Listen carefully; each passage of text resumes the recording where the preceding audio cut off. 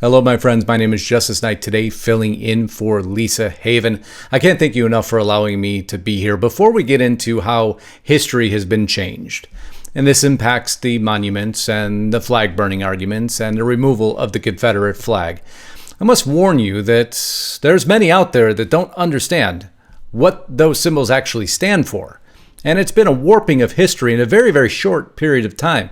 Actually, modern history has changed before your very eyes. But before we get there, if you haven't subscribed to my YouTube channel, Lisa will throw up a banner right now. If you can click on it and subscribe, I certainly would appreciate it. And also, if you haven't had the opportunity to check us both out over at restrictedrepublic.com, you see, we don't ask for donations. We provide something in return. And what we provide is Restricted Republic, where we go on to extended length on either broadcasts we put up here or completely different content.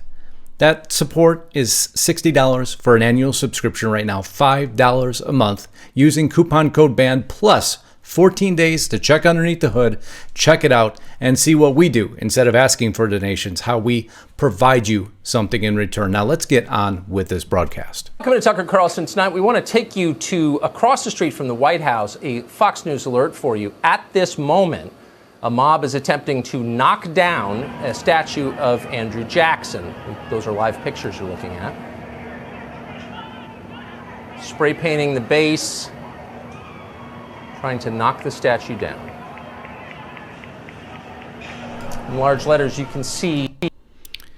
It's difficult to watch for me, as I'm sure it is for you, a demolition of history. Our monuments being removed one by one. What we have happening before our very eyes is the removal of history. Rather than learning from our past, either good or bad, the choice is being made to simply erase it.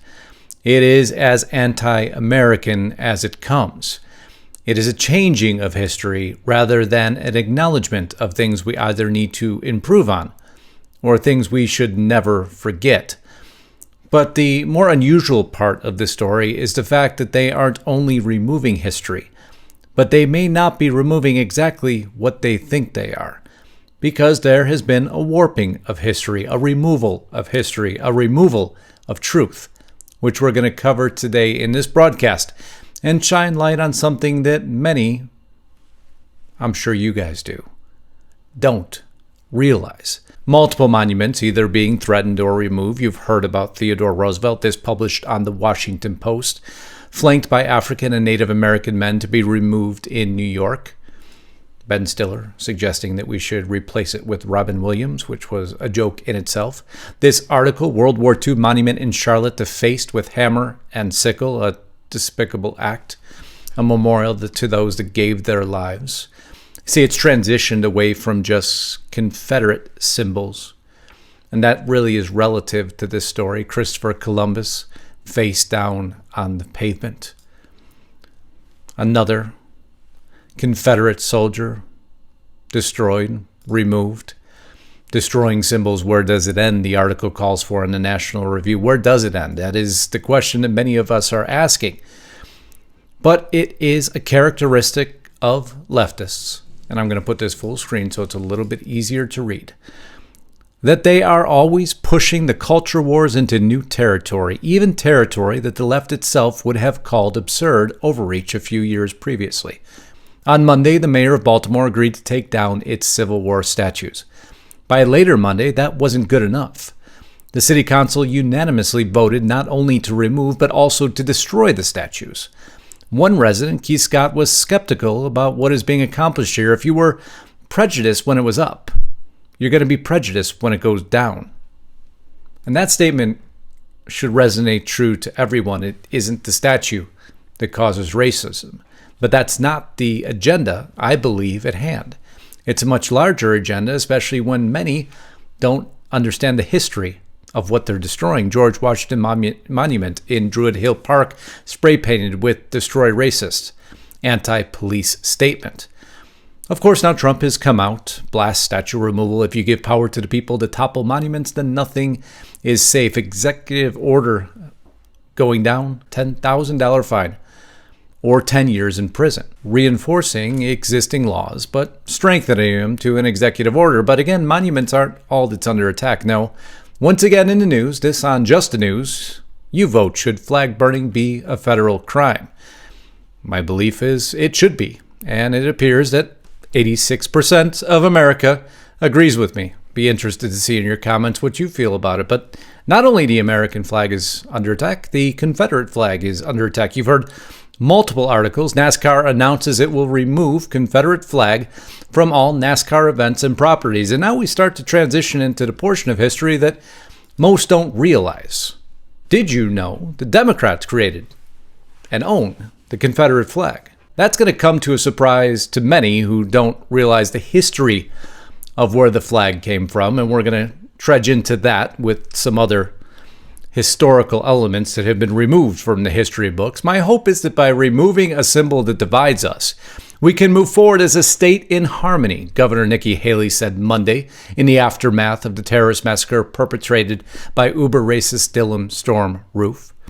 Haley, a rising star, is correct to lower the Confederate flag. It has reflected Democratic racial oppression since it was stitched together in 1861 and has been hoisted by Democrats ever since. Just as Republicans led by President Abraham Lincoln valiantly crushed the Democrat-run Confederacy, Republicans proudly should banish the stars and bars to private property and history museums. They also should remind America that Democrats waved this frightful banner until very recently, and most will be shocked to exactly how recently that has occurred. It's why this cartoon is so perfect in so many ways. Maybe it's time to ditch the flag because we want everybody to forget exactly what it stood for and who it stood for. The article goes on to state images like that perpetuate the left's relentless lie that the Confederate flag is a Republican creation rather than a Democratic invention. As the Civil War began, the Army of Northern Virginia, led by eventual Democratic activist Robert E. Lee, adopted the battle flag that is under contention today. It became the secession's national banner in 1863. Its designer, William T. Thompson, praised it in the Savannah Daily Morning News that May 4th. And what he said was, as a national emblem, it is significant of our higher cause, the cause of a superior race and a higher civilization contending against ignorance, infidelity, and barbarism. Another merit in the new flag is that it bears no resemblance to the now infamous banner of the Yankee Vandals. 2 years later, the flag was in tatters, the North beat the South, and the Confederacy was gone with the wind. That may surprise many who don't know history. As recent as, actually there's even more recent exchanges of the Confederate flag. It has come now to represent the exact polar opposite of what it initially represented. That's why advocates and protesters don't truly understand what they're protesting. Here you see it being handed to President John F. Kennedy. We can go into even more history, a little bit darker history. Of course, Democratic U.S. senators such as former KKK Grand Cyclops Robert Byrd of West Virginia, Tennessee's Albert Gore Sr., that's right, father of Al Gore, and Arkansas J. William Fulbright, Bill Clinton's mentor, stood shoulder to shoulder with Hollings and other segregationists, Democratic governors, most notably Arkansas's Orville Faubus and Alabama's George Wallace. Wallace installed the rebel flag over his state house in 1963, while Byrd and company filibustered the Civil Rights Act of 1964. I love giving lessons like this. I just wish everybody would listen to it who doesn't agree and is protesting and who doesn't understand. They're protesting against those who actually helped with the removal of those dark spots in our history. Here, signed by Bill Clinton, the blue star above the word Arkansas is to commemorate the Confederate States of America. Don't believe me? We can go to Hillary Clinton's campaign button in 2008. It's a wake-up history lesson today, isn't it? And then we could go to the American thinker, which I wish more were deep American thinkers, and understand that lost in the history book, Hiram Rhodes, Benjamin Turner, Robert DeLarge, Josiah Walls, Jefferson Long, Joseph Hain Rainey, Robert Brown Elliott. And as you read just above, an 1872 print by Curry and Ives depicts the first 7 black Americans elected to the U.S. Congress during the Reconstruction period of 1865 to 1877. And guess what? They were all Republicans. History that has long since been lost. The first grand wizard of the KKK, the deplorable organization of the KKK, I'll let you read it a little bit larger here. Statement may be safely and authoritatively made that the first, last, and only Grand Wizard of the original and only Ku Klux Klan was General Nathan Bedford Forrest, the celebrated Confederate cavalry leader who was the idol of the South. That goes against every argument you've heard. The KKK, last and only Grand Wizard, was General Nathan Bedford Forrest, the Confederate cavalry leader. Now we could go into the amendments too, which most don't know. Again, we'll start with the 13th Amendment and we'll go into passage by Congress. I think it's important everybody sees this. The Senate passed the amendment on April 8th, 1864 by a vote of 38-6. 2 Democrats, Reverend Johnson of Maryland, and James Nesmith of Oregon voted aye. However, just over 2 months later, on June 15, the House failed to do so, with 93 in favor and 65 against, 13 votes short of the 2/3 vote needed for passage. The vote largely split along party lines. Yeah, but not the party lines everybody assumes, with Republicans supporting and Democrats opposing. With Republicans supporting and Democrats opposing. And also the Democrats didn't give a single vote to the 14th or the 15th Amendments. Those were Republicans too. As history explodes during this volatile point in history of America's Reconstruction, where in 1876, South Carolina Democrats launched a campaign of terror and violence in an attempt to get control away from the Republican Party.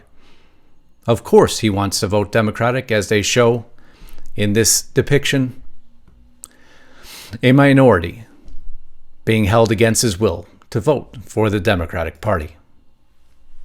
And the greatest representation of the freedom from slavery.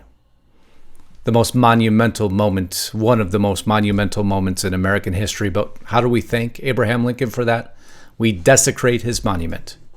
We have to put guards up to protect the very person who allowed for freedom. The very person who did more for this country than almost any other president, in my humble opinion. So it's important you understand history before you protest and destroy. It's important you understand history before you work against the very people, we the people, who have worked to unite and to free everyone from suffrage and bondage. It is important to understand history before you choose to remove it. And that is a portion of history that most can comprehend. But it's important to understand because we should be learning from history, right or wrong, not removing it. And before we end, Lisa asked me to give a shout out to her sponsor, BioTrust, and their product, Ageless Glow. An amazing item, and I'm sure if she was here, she'd have many snarky things to say, because she'd say I need it because it gets rid of fine lines, wrinkles, and sagging skin. It's probably why I found a bottle of it on my desk. But for you, and to get a bottle on your desk, please go to glowwithlisa.com. You can save 30% off on this amazing product, which she's going to tell me I need. And she kind of already did, because it's sitting there in front of me, waiting for me to use it. So until next time, I want to thank you each again for allowing me to fill in for Lisa. She'll be back in the next broadcast. I can't thank you enough. Godspeed and God bless. Until next time, Justice Knight, signing out.